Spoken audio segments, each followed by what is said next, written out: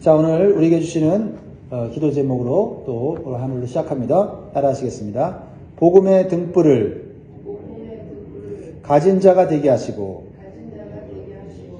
세상을 비추는 빛으로 영원히 살게 하소서. 아멘. 자, 오늘 본문은 예수님께서 계속해서 비유로 말씀하시는데 오늘의 비유는 등불 비유입니다. 등불 비유로 영적인 진리와 교훈을 우리가 배우도록 하겠습니다. 성도된 우리는 등불을 가진 자가 되어야 된다. 등불을 가지고 있습니까? 나는 주님이 말씀하시는 등불을 가진 자로 이 세상을 살아야 한다라는 것입니다. 이 등불 비유는 구원받은 성도의 사명과 축복을 가르쳐 주시는 비유입니다. 21절 봅니다. 또 그들에게 이르시되 사람이 등불을 가져오는 것은 말 아래나 평상 아래에 두려함이냐 등경 위에 두려함이 아니라. 등불은 숨기는 게 아니다는 거죠. 등불은 드러내야 된다는 거죠. 왜요? 등불은 빛을 비추는 역할을 하기 때문이에요. 빛은 어둠을 물러나게 합니다. 빛은 갈 길을 보여줍니다. 빛을 가진 자는 그래서 가장 복된 자인 거예요. 나도 살고 주변 사람도 살리기 때문이죠. 등불 가진 사람 때문에, 빛을 비치는 사람 때문에 함께 어둠 속에서 빛으로 나아가게 되는 것입니다. 이러한 빛을 비치는 등불로 사시기를 주의 이름으로 축복합니다. 그러면 등불은 근본적으로 무엇을 의미하는가? 빛으로 오신 예수님을 상징합니다. 예수님은 어두운 세상을 빛으로 오셨습니다. 어둠 속에 있는 자들을 구원하시려고 오신 것이지요. 지옥 백성을 천국 백성으로 만드시려고 오신 겁니다. 예수님 어디에서 오셨습니까? 예수님 천국에서 오셨다고 말씀하십니다. 그래서 예수님이 이 땅에 오셔서 첫 번째로 선포한 복음이 뭡니까? 회개하라, 천국이 가까웠는데. 그런데 사람들은 어두운 이 세상의 삶이 전부인 것처럼 살아갑니다. 이 세상에서 잘 살기만 하면 그것이 의미가 있고 가치가 있다고 생각합니다. 그런데 이 세상의 삶이 전부가 아니라는 거죠. 그래서 예수님은 빛된 천국이 있다는 것을 가르쳐 주시려고 천하고 천한 육신의 몸을 입고 오셔서 하나님의 나라를 선포하신 것입니다. 그런데 너무나 안타까운 것은 사람들이 어둠 속에서 살아왔기 때문에 빛을 보면 환영할 것 같은데 실상 그렇지 않다는 겁니다. 오히려 빛을 보면 두려워하고 불편해한다는 거죠. 그래서 빛이신 예수님이 오셨는데도 환영하지 않았다는 거예요. 이것이 인생의 어리석음이고 불행 아닙니까?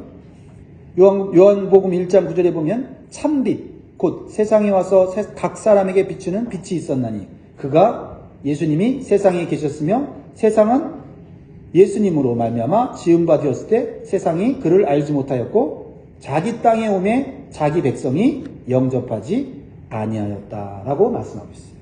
너무나 안타깝지 않습니까? 어둠 속에 살면서 이 세상이 전부인 것처럼 그래서 어둠 속에서 어떻게든 잘 살아보려고 하는데 예수님이 그게 아니다. 빛된 천국이 있다라는 것을 가르쳐 주시러 오셨다는 겁니다. 왜 빛을 사람들이 두려워하고 불편해합니까? 빛이 올 때 자신의 죄악이 다 드러나기 때문이에요. 자신의 속에 있는 것이 다 드러나기 때문입니다. 그것이 두려운 거예요. 여러분 수술 받을 때 두렵지만 수술 받고 나면 안 좋은 것이 다 해결되는 것처럼 빛이 비칠 때 우리의 속에 있는 것이 죄악이 어둠이 드러날 때 부끄럽고 불편하지만 그 빛으로 수술 받으면 그 빛으로 나아가게 되고 그 빛된 삶을 경험할 때 다시는 어둠 속으로 가고 싶지 않은 것입니다. 여전히 많은 사람들은 빛 대신 예수님을 거부하고 어둠 속에서 살아가는 것을 선택하고 살아가고 있어요. 근본적으로 어둠을 이길 힘이 없기 때문이에요. 어둠은 죄와 죽음의 현상과 고통을 의미합니다. 인간이 도저히 해결할 수 없는 것을 의미하죠. 그래서 죄와 어둠의 권세를 해결하는 것은 오직 예수 그리스도의 십자가뿐입니다. 그리고 그것을 믿는 믿음이에요. 그래서 디모데후서 1장 10절에 보면 이제는 우리 구주 예수 그리스도의 나타나심으로 말미암아 나타났으니 그는 사망을 패하시고 복음으로써 생명과 썩지 아니할 것을 드러내신지라. 그래서 예수님의 십자가의 복음을 가진 사람은 예수님의 빛을 가진 등불이 되는 것입니다. 빛의 자녀가 되는 거예요. 그렇죠? 그래서 요한복음 1장 12절에 보면 영접하는 자 곧 그 이름을 믿는 자들에게는 하나님의 자녀가 되는 권세를 주셨으니. 우리가 빛으로 나아가기를 두려워했고 빛으로 나아가면 과연 우리가 더 복된 삶을 살까? 의심했지만 빛의 자녀가 되고 나니 어둠 속에 살았던 우리의 삶이 불행했다는 것을 깨달아요. 그래서 우리는 예수 그리스도의 등불을 가진 자가 되어 세상 사람들에게 어둠 속에 사는 삶보다 빛으로 남은 삶이 더 복되다는 것을 우리는 전하고 또한 보여줘야 될 줄 믿습니다. 십자가의 복음을 믿고 구원받은 성도는 등불을 가졌고 빛을 가진 하나님의 자녀가 되었습니다. 에베소서 5장 8절입니다. 너희가 전에는 어둠이더니 이제는 주 안에서 빛이라. 빛의 자녀들처럼 행하라. 빛의 자녀가 되신 것을 여러분 기뻐하시고 자랑하시기 바랍니다. 그래서 우리는 이제 그 빛을 숨기지 말고 세상에 비추며 살아야 합니다. 예수님의 빛을 반사하며 사는 것이죠. 그런데 오늘날 교인들 중에는 빛을 비추기보다는 빛을 숨기는 자들이 많이 있어요. 22절 보세요. 드러내려 하지 않고는 숨긴 것이 없고 나타내려 하지 않고는 감추인 것이 없느니라. 네, 좀 어려운 말이지만 이 말씀의 결론은 뭐냐면 등불은요 드러날 수밖에 없다는 겁니다. 숨겨도 드러난다는 것입니다. 그런데 왜 신자들이 이 등불의 사명을 알면서도 숨깁니까? 영적인 게으름 때문이죠. 영적인 게으름이 생기는 이유가 뭐예요? 세상의 쾌락과 유혹에 빠졌기 때문이고요. 마귀에게 묶여있는 거예요. 마귀가요, 그 주님께 받은 빛을, 등불을 드러내지 못하도록 자꾸 우리의 마음을 공격하고 유혹하는 것입니다. 또한 세상이 주는 비난에 대한 두려움 때문이죠. 세상이 위협하잖아요. 오늘날은 더 그런 것을 느끼지 않습니까? 예수 믿는다고 하고 예수 믿는다고 하면서 말씀을 지키며 사업을 하면 어떻게 됩니까? 불이익을 당합니다. 감옥까지 가죠. 미국에서도 그런 일이 벌어지고 있어요. 내가 그리스도인입니다. 나는 하나님의 말씀대로 사는 그리스도인입니다. 라고 말만 해도 위협을 받습니다. 불이익을 당하고 있다라는 것입니다. 그러나 우리는 공개적으로 나는 그리스도인이고 하나님 말씀이 내 삶의 기준이고 진리라는 것을 선포하며 살아야 됩니다. 사람이 괴롭힌다 할지라도 우리는 당당하게 드러내야 되죠. 왜요? 이 세상보다 더 크신 분이 하나님이시기 때문입니다.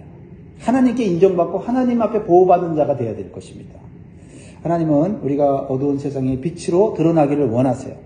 그래서 어둠 속에 있는 사람들이 빛으로 나오고 그들이 빛의 자녀가 되도록 도와주어야 됩니다. 처음에는 그들이 불편하겠지만 나중에는 기뻐하고 감사할 거예요. 우린 그것을 바라봐야 돼요. 얼마나 기뻐하고 감사하겠습니까?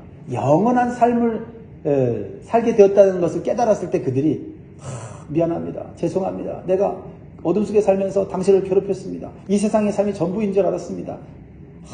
알게 해주셔서 고맙습니다. 하나님께 영광 돌립니다. 얼마나 생각만 해도 정말 영광스럽고 행복시일 것 같습니다.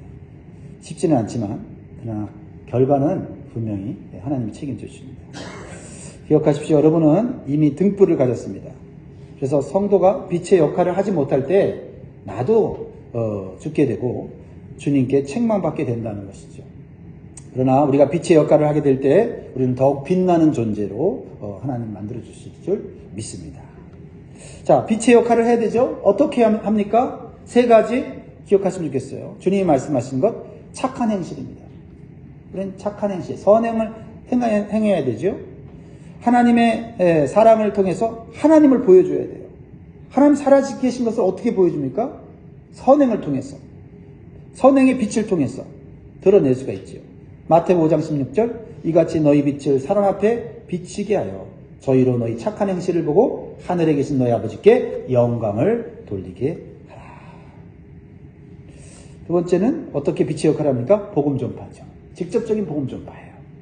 죄사함을 받을 수 있고 영생과 천국이 있음을 분명하게 알려줘야 됩니다. 아, 교회 나오면 좋아. 교회 나오면 병도 고치고 교회 나오면 문제도 해결돼. 그 정도로 그거는 복음이 아닙니다. 죄사함을 받고 구원 얻고 영생 얻고 천국 간다는 이 복음을 분명히 전해야 돼요. 디모데후서 4장 2절에 너는 말씀을 전파하라. 때를 얻든지 못 얻든지 항상 힘쓰라. 범사의 오래 참음과 가르침으로 경책하며 경계하며 권하라. 여러분, 복음을 통해서만 사람이 변화되고 영생을 얻게 되고 어둠에서 빛으로 나온다는 거예요. 다른 방법 없습니다. 그러기 위해서 세 번째로는 삶에서 본이 되어야 됩니다. 복음을 가진 자, 복음의 등불을 가진 자가 그러면 천국의 소망 가운데 사는 걸 보여줘야 될 거 아니에요. 두려워하고 걱정하고 막 세상 사람들처럼 이렇게 욕심 부리고 그러면 복음을 전하고 그 복음이 효과가 없어요. 그렇죠?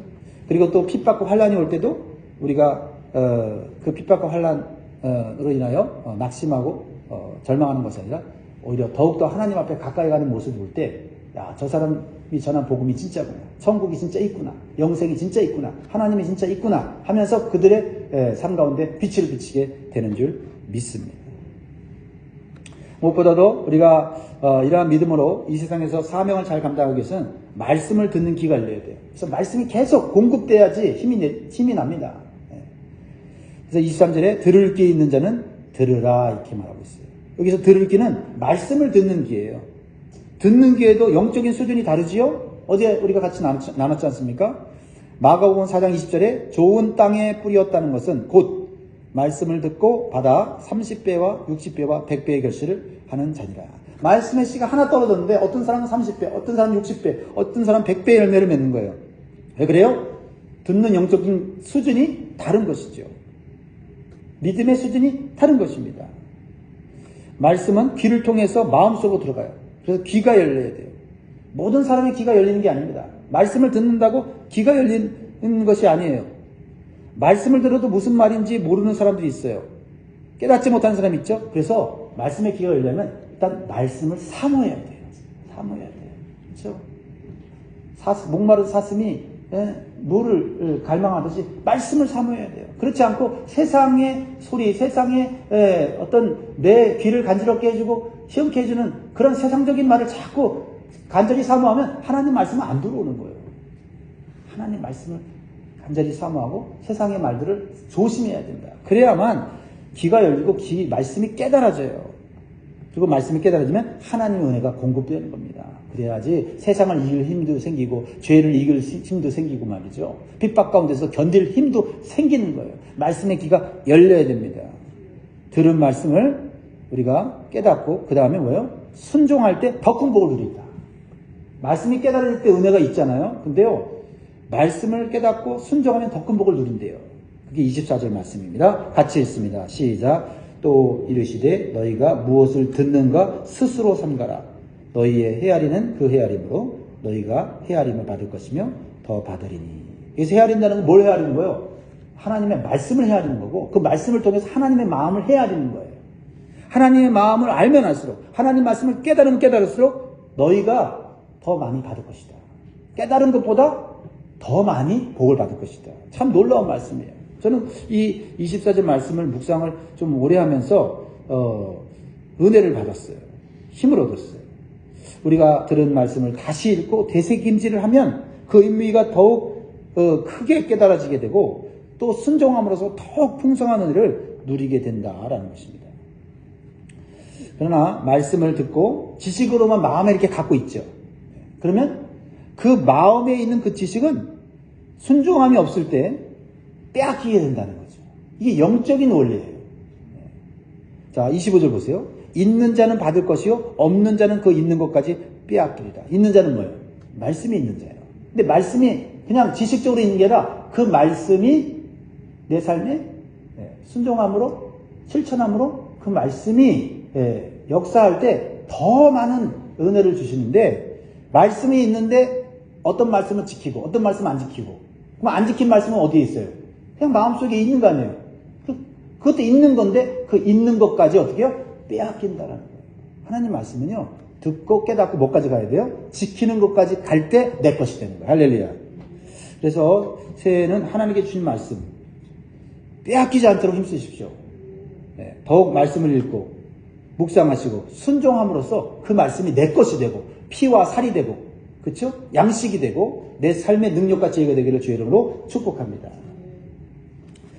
오늘 본문 26절에서는 예수님께서 어제 앞에서 씨 뿌리는 자의 비유에 대해서 말씀했는데 오늘 또 자라나는 씨의 비유에 대해서 말하겠어요. 예수님은 이 씨에 대한 비유를 많이 하셨어요. 왜 그러신가? 둘 다 복음과 하나님 나라의 진리를 가르쳐 주기 위한 비유예요. 이것을 깨닫는 자가 복이 있다는 거예요. 복음과 하나님 나라에 대한 이 영적 진리를 깨달은 자가 진짜 복된 성도다. 이 자라나는 씨의 비유에 대한 감독점은요, 어디에 있냐면 하나님 나라의 성장과 확장성에 대한 거예요. 씨 뿌리는 비유는 뭐예요? 씨가 자라나는 거. 그렇죠? 씨의 생명력에 대한 거라면 이 자라나는 씨의 비유는 하나님 나라가 확장되어진다는 것이고 완성된다는 놀라운 메시지를 전하고 있는 거예요. 자, 26절, 27절 보겠습니다. 같이 읽습니다. 시작. 또 이르시되 하나님의 나라는 사람이 씨를 땅에 뿌리는것 같으니 그가 밤낮 자고 깨고 하는 중에 씨가 나서 자라되 어떻게 그리 되는지를 알지 못하느니라. 하나님의 나라는 복음의 씨앗이 뿌려짐으로 온 세상에 임하고 하나님의 통치가 완성될 것이라는 거예요. 여러분 생각만 해도요 너무나도 기대가 되고 감동이 되는 이 진리의 말씀이에요. 내가 왜 예수를 믿고 끝까지 예수를 믿어야 되는지를 느끼게 해주는 거예요. 왜냐하면 2000년 전 예수님이 이 비유를 말씀하실 때는 복음의 씨가 뿌려졌지만 많은 사람들이 그 복음의 씨를 받지 못했어요. 근데 이 2000년이 지난 지금 예수님을 믿고 구원받은 성도들의 수가 엄청나게 늘어났지요. 그리고 그 하나님의 나라가 성장하고 확장되어 가고 있다는 거예요. 너무나 놀라운 거예요. 하나님의 말씀, 예수님의 이 하나님 나라의 이 비유가 그대로 지금 이루어지고 있잖아요.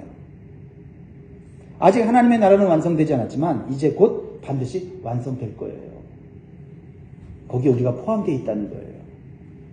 그런데 이렇게 하나님 나라가 성장하고 확장하는 데 있어서 우리가 할 일이 있고 사람이 할 일이 있고 하나님이 하실 일이 있다는 것을 오늘 이 비유가 가르쳐 주는 거예요. 자, 사람이 할 일, 우리가 할 일은 뭐예요? 씨를 뿌려야 된다는 거예요. 이 하나님 나라의 놀라운 은총, 놀라운 축복을 알고 동참하기 위해서는, 깨닫기 위해서는 씨를 뿌려야 된다. 우리도 씨를 뿌려야 된다. 26절 또 이르시되 하나님의 나라는 사람이 씨를 땅에 뿌리는 것 같으니. 씨는 뭘까요? 씨는 꽃을 피우고 열매 맺게 하는 신비로운 능력을 가지고 있어요. 생명력을 가진 거죠. 그래서 씨가 의미하는 바는 생명력을 가진 복음을 의미해요. 이 복음은요, 떨어지기만 하면 역사가 일어나고 성장이 일어나고 열매가 맺히는 거예요. 감옥에서도 복음이 들어가면 거기에서도 사람이 바뀌고요, 인생이 바뀌고 운명이 바뀌고 놀라운 역사가 일어나는 거예요. 씨는 가만히 놔두면 어떤 변화도 일어나잖아요. 그러나 그 씨가 땅에 뿌려졌을 때 놀라운 생명의 역사를 이룹니다. 마찬가지로 복음이 사람들의 마음속에 떨어졌을 때 예수님을 믿고 구원의 역사가 일어나고 하나님의 자녀와 백성으로 살아가게 되는 놀라운 변화와 성장이 일어나게 되는 거예요. 그러니까 귀에서 마음속으로 들어가 심겨져야 돼요. 한 귀로 들었는데, 그래서 지식으로는 머리가 있는데 한쪽 귀로 나가면 그 씨는 역사가 일어나잖아요. 마음속으로 들어가 마음밭에 심겨져야 된다. 그냥 교회 나와서 말씀이 10년 가운데서 박혀야 돼요. 그게 안 되면 10년 믿어도 맨날 사람에 의해서 환경에 의해서 이리저리 움직이는 종교적 신앙하다가 그렇게 해서 우리 믿었는데도 나중에 교회를 떠나고 말씀을 떠나고 하나님을 떠나더라고요. 복음의 씨앗이 심겨져야 됩니다. 그러므로 성도인 우리는 복음의 씨앗을 가능한 한 많이 뿌려서 하나님의 나라를 이루는 일에 힘써야 될 줄 믿습니다. 중요한 것은 하나님이 하시는 일에 대해서 아는 거예요. 하나님께서 우리가 뿌린 씨를 자라게 해주신다는 거예요. 자라게 하는 것까지 우리에게 맡기지 않으셨어요. 27절 그가 밤낮 자고 깨고 하는 중에 씨가 나서 자라되 어떻게 그리 되는지를 알지 못합니다. 복음의 씨를 전했어요. 근데 그 씨가 그 사람의 심령 안에 딱 들어가면 그 사람이 막 변화가 되고 성장이 이루어져요. 근데 어떻게 그게 되는지 모르겠어요. 어떤 사람은 막 복음을 제가 전해요. 그러면 막 굉장히 친절하게 받고 막 그래요. 아, 저 사람 복음의 씨를 받았는가 보다 했는데 1년이 지나도 2년이 지나도 안 변해. 어떻게 된지 모르겠어요. 근데 어떤 사람은 안 믿을 것 같아. 그런데 그냥 지나가는 소리로 예수 믿으면 구원받고 천국 갑니다 했는데 그거를 딱 붙잡아 자기가 먹더니 그들이 어느 날 교회 다닌다고 교회에서 봉사한다고. 도대체 이 사람들은 어떻게 성장하는 거야? 내가 애쓰고 힘쓴 사람은 성장이 안 되고 그냥 복음의 씨를 던져줬는데도 성장하는 건 어떤 일이지? 하나님이 하시는 거예요. 하나님이 하시는 거예요. 참 놀랐습니다. 우리 겸손해야 돼요. 나 전도 많이 했다. 내가 많은 사람 구원했다. 그거 내가 하는 거 아닙니다. 복음의 씨를 전하는 것, 그거 잘하는 거예요. 그건 칭찬받아야 되지만 잘하고 변화되고 성장하는 건 하나님이 하시는 것이다라는 거예요. 참 놀라운 말씀 아닙니까? 그러므로 우리는 복음을 전할 때 두 가지 태도를 가져야 돼요. 첫째는 우리는 복음의 씨앗을 뿌리는 수고를 해야 돼요. 수고와 노력이 있어야 돼요. 그리고 그 결과는 하나님께 맡겨야 됩니다. 두 번째, 반대로 이런 태도를 가져서는 안 돼요. 하나님께서 다 하시는 일이니까 우리는 할 일이 없다는 게으르고 나태한 태도를 또 가져서는 안 돼요. 우리가 할 일을 부지런히 해야 돼요. 그냥 우리도 부지런히 해야 돼요. 누가 할 수 없는 성장시키고 변화시키고 우리가 그거를 책임지려고 하고 그거를 막 어떻게 해보려고 하다 보면 나도 마음이 상하고 상대방도 마음을 완악하게 만들 수가 있단 말이에요. 할 수 있을 만큼 하고 잘하게 하고 변하게 하는 거 하나님이 하시는 걸 맡기는 거죠. 그리고 우리는 어떻게 해요? 그 씨가 90년 가운데 역사도 기도해 주는 거죠. 어떤 것도 우리는 게으르게 하거나 또한 소홀히 해서는 안 돼요. 하나님이 하실 일을 하나님께 맡기고 내가 할 일은 또 내가 열심히 해야 한다라는 것입니다. 그런데 신앙의 성장에 보면 신앙이 성장하는 어떤 그 과정이 있다는 것을 보게 돼요. 그렇죠? 한 번에 신앙이 자라지는 않아요. 시간과 과정이 필요해요. 신앙의 성장 단계를 보여주죠. 28절 같이 읽습니다. 땅이 스스로 열매를 맺되 처음에는 싹이요, 다음에는 이삭이요, 그 다음에는 이삭에 충실한 곡식이라. 씨가 하루아침에 열매를 맺는 것이 아니에요. 마찬가지로 신자가 하루아침에 영적으로 성숙한 성도가 되는 것이 아니라는 거죠. 오늘도 이 자리에 나와서 우리 말씀을 듣고 기도하는 우리 여러분들 얼마나 신앙이 많이 자랐습니까? 근데 그게 하루아침에 되지 않아요. 얼마나 많은 신앙의 훈련과 과정 속에서 이루어졌습니까? 하나님의 은혜, 또 하나님의 다루심, 그렇죠? 수많은 사람들과의 관계 속에서 정말 많은 갈등과 고통 속에서 우리가 다시 믿음으로 일어나고 말씀으로 일어나고 기도로 일어나는 이 과정이 있었지 않습니까? 그걸 우리는요, 한 사람의 영혼을 위해 복음을 전하고 기도를 하면서 그 과정을 생각해야 돼요. 그 사람이 기도 훈련을 받고 말씀 훈련을 받고 예배 훈련을 받고 전도 훈련을 받고 봉사 훈련을 차근차근 배워갈 수 있도록 우리는 도와줘야 된다. 한 곳에 치우치거나 이 과정을 넘어 스킵하거나 그냥 한 곳에 머물러 잘한다 해서는 결코 성장이 이루어질 수 없다는 것입니다. 사랑하는 성도 여러분, 지금까지 잘 해오셨는데 좀 더 인내하시기 바랍니다. 이제 얼마 안 있으면 영적인 추수 때가 다가옵니다. 종말의 때죠. 그것을 오늘 주님이 말씀하세요. 이 비유를 통해 29절이에요. 열매가 익으면 곧 낫을 대나니 이는 추수 때가 이르렀습니다. 추수 때에 하나님의 나라가 완성됩니다. 열매가 익으면 낫을 되어 추수한다는 것은 두 가지 의미가 있어요. 하나님 나라의 완성과 함께 구원과 심판의 날이 온다는 것입니다. 안타깝지만 끝까지 구원의 복음을 받아들이지 않는 자들에게는 심판을 받아서 지옥불에 던져지게 된다는 거예요. 상상이 아닙니다. 이것은 실제입니다. 그러나 구원의 복음을 받아들이고 인내하면서 신실하게 살아온 자들에게는 영생의 복을 누리게 되는 겁니다. 예수 믿는 거 설렁설렁 믿으면 안 돼요. 죽는 그날까지 우리가 힘써야 됩니다. 하나님의 심판의 날을 우리가 두려워해야 돼요. 또한 하나님의 구원의 날을 우리가 소망하면서 믿음의 견고히 서야 됩니다. 구원받은 하나님의 백성들이 왕 대신 주님의 통치를 받아 참된 안식과 평안을 누리게 되는 영원한 나라에 살게 된다는 이 말씀을 믿어야 돼요. 이 세상 나라는 멸망하게 될 거고 오직 하나님 나라만이 온 세상을 통치하게 된다는 이 하나님의 계획을 우리는 깨달아야 합니다. 계시록 11장 15절에 일곱째 천사가 나팔을 불매 하늘에 큰 음성들이 나서 이르되 세상 나라가 우리 주와 그의 그리스도의 나라가 되어 그가 세세토록 왕노로 타시리로다. 이러한 미래의 그림과 계획이 이미 하나님에 의해서 준비되어 있단 말이에요. 얼마나 놀라운 하나님 말씀과 계획입니까? 두렵기도 하고 정말 소망이 되는 말씀이에요. 그러므로 이 땅의 삶에 있어서 가장 중요한 것은 물질적으로 잘 사는 것보다 예수님을 믿는 믿음으로 십자가와 부활의 복음을 전하며 하나님의 말씀대로 사는 것이 너무나도 중요해요. 너무나도 중요해요. 요한계시록 20장 6절을 보세요. 우리의 미래를 가르쳐주는 이 복된 말씀이 있습니다. 요한계시록 20장 6절에 이 첫째 부활에 참여하는 자들은 복이 있고 거룩하도다. 둘째 사망이 그들을 다스리는 권세가 없고 도리어 그들이 하나님과 그리스도의 제사장이 되어 1000년 동안 그리스도와 더불어 왕노릇하리라. 여러분, 이 세상 삶이 끝이 아니에요. 1000년 왕국, 영원한 천국이 반드시 있습니다. 믿든 안 믿든 하나님 말씀은 결코 변개치 않으며 이루어질 것입니다. 말씀을 믿겠습니다. 사랑하는 성도 여러분, 우리는 이 땅에 살면서 세상만 바라보는 자가 되면 어리석고 허무한 인생을 살게 돼요. 구원받은 성도는 하나님 나라가 완성될 것을 소망하면서 복음의 씨앗을 세상에 뿌리면서 믿음을 끝까지 지키고 살아야 돼요. 여러분, 믿음을 끝까지 지키십시오. 지금까지 열심히 했다면 앞으로도 열심히 하십시오. 지금까지 게을렀다면 지금부터라도 열심히 하십시오. 우리가 씨가 어떻게 땅속에서 자라고 성장하는 것을 다 알 수 없는 것처럼 하나님은 하나님의 나라를 하나님의 섭리와 계획 속에서 완성시켜 고통과 슬픔이 없는 나라에서 우리를 영원토록 살게 해주실 것입니다.